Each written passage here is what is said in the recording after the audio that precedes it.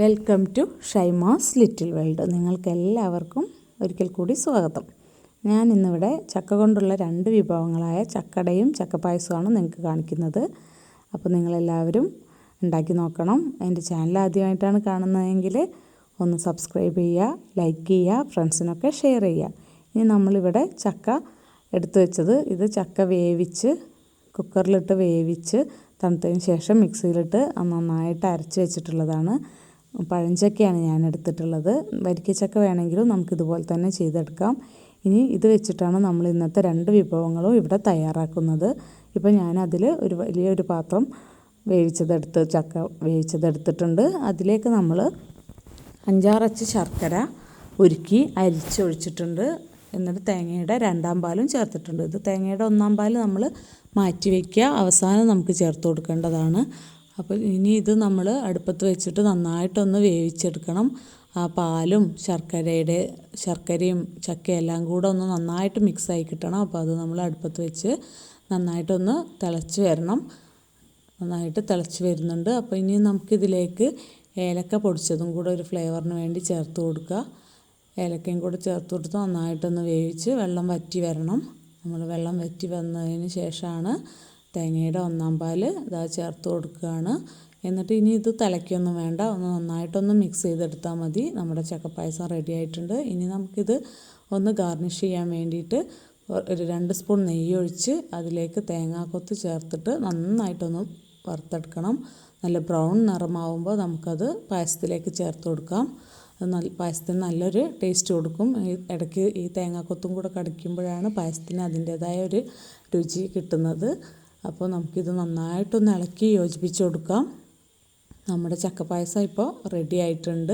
നല്ല കുറുകിയിട്ടുള്ള നല്ല ചക്കപ്പായസം റെഡി ആയിട്ടുണ്ട്. നമുക്കിനി ഇത് സെർവിങ് ബോളിലേക്ക് മാറ്റാം. നിങ്ങൾക്ക് എല്ലാവർക്കും ഇഷ്ടപ്പെടുന്ന ചക്കപ്പായസം ഇവിടെ റെഡി ആയിട്ടുണ്ട്. ഇനി നമുക്ക് ചക്കയുടെ അട എങ്ങനെയാണ് ഉണ്ടാക്കുന്നതെന്ന് നോക്കാം. നമ്മൾ ഒരു വലിയൊരു പാത്രം ചക്ക വേവിച്ചതെടുത്തിട്ടുണ്ട്. അതിലേക്ക് ഞാനൊരു 5-8 അച്ച് ശർക്കര ഉരുക്കി ഒഴിച്ചിട്ടുണ്ട്. ഒരു മുറി തേങ്ങയുടെ കൊത്ത് ഇട്ടിട്ടുണ്ട്. പിന്നെ കുറച്ച് ഏലക്കായ പൊടിച്ചതും കൂടെ ചേർത്ത് നമ്മൾ ഒന്നും കൂടെ നന്നായിട്ട് ഇളക്കി അതിൽ വെള്ളമൊക്കെ ഒന്ന് വറ്റുന്ന വരെ നമ്മൾ ഇളക്കി കൊടുക്കണം. ഇനി അതിന് ശേഷം നമ്മൾ അതിലേക്ക് കുറച്ച് അരിപ്പൊടി, ഞാൻ പത്തിരിയുടെയൊക്കെ പൊടിയാണ് ചേർത്ത് കൊടുക്കുന്നത്. ആ പൊടി ചേർത്തിട്ട് നന്നായിട്ടൊന്ന് മിക്സ് ചെയ്തെടുത്താൽ മതി. ആ ചൂടിൽ തന്നെ ആകുമ്പോൾ അരിപ്പൊടി ഒന്ന് വാടി കിട്ടുകയും ചെയ്യും. അപ്പോൾ ഇത് നമ്മളൊന്ന് നന്നായിട്ടൊന്ന് മിക്സ് ചെയ്ത് പൊടിയൊന്നും കട്ട കുത്താതെ നന്നായിട്ടൊന്ന് മിക്സ് ചെയ്തെടുക്കണം. ഇനി ഇത് വെച്ചിട്ടാണ് നമ്മൾ ചക്കട ഉണ്ടാക്കാൻ പോകുന്നത്. ഇനി ഒരുപാട് വെള്ളം വറ്റി വരുമൊന്നും വേണ്ട. നമുക്കിത് വെച്ചിട്ട് ചെയ്ത് കൊടുത്താൽ കുറച്ചൊരു ലൂസ് കൺസിസ്റ്റൻസിയിലാവുമ്പോൾ നമുക്ക് നല്ല സോഫ്റ്റ് ചക്കട കിട്ടുള്ളൂ. അപ്പോൾ അതാ ഏകദേശം ഇത്ര മതി. ഇനി ഇത് നമുക്ക് ഇറക്കി വെക്കാം. എന്നിട്ട് നമുക്കിനി ഇതിലേക്ക് ചക്കട ഉണ്ടാക്കാൻ വേണ്ട ഇലകളൊക്കെ ഒന്ന് റെഡിയാക്കി എടുക്കാം. വാഴയില നമുക്ക് കഴുകി നന്നായിട്ട് വാട്ടി തുടച്ചെടുത്ത് വയ്ക്കാം. ഇനി ഓരോ ഇലയിലേക്കും നമുക്ക് ഈ ചക്ക മിക്സ് ചെയ്ത് വെച്ച ചക്ക നമ്മൾ ഒരു തവി കൊണ്ട് ചേർത്ത് കൊടുത്തിട്ട് നമ്മളത് മടക്കി നമ്മൾ ആവിയിൽ വേവിച്ചെടുക്കുകയാണ് ചെയ്യുന്നത്. ഞാനിത് ഒരു പേപ്പർ മടക്കുന്ന രീതിയിൽ മടക്കിയിട്ടേ ഉള്ളൂ. ഇനി നമുക്ക് വേണമെങ്കിൽ ഇതൊരു കിഴി പോലെ കെട്ടിയിട്ടും വേണമെങ്കിൽ വേവിച്ചെടുക്കാം. നമ്മളിവിടെ മടക്കിയിട്ടാണ് ചെയ്യുന്നത്. അപ്പോൾ നമ്മൾ മൊത്തത്തിൽ അടകളൊക്കെ ആദ്യം റെഡിയാക്കി വെക്കുക.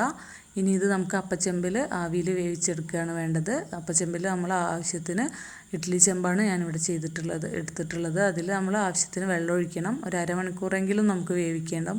അപ്പോൾ അതിനനുസരിച്ചുള്ള വെള്ളം നമ്മൾ പാരണം. ഇപ്പോൾ അതിലേക്ക് നമ്മൾ അടകളൊക്കെ വെച്ച് കൊടുക്കുക.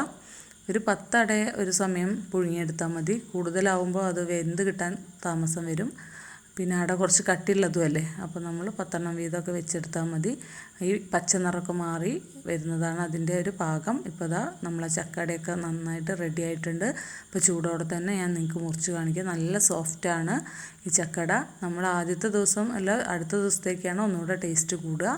അപ്പോൾ നിങ്ങൾക്ക് ചക്കടയും ചക്കപ്പായസമൊക്കെ ഇഷ്ടപ്പെട്ടു എന്ന് വിചാരിക്കുന്നു. നിങ്ങളെല്ലാവരും ഉണ്ടാക്കി നോക്കി അഭിപ്രായം പറയണം. Thanks for watching.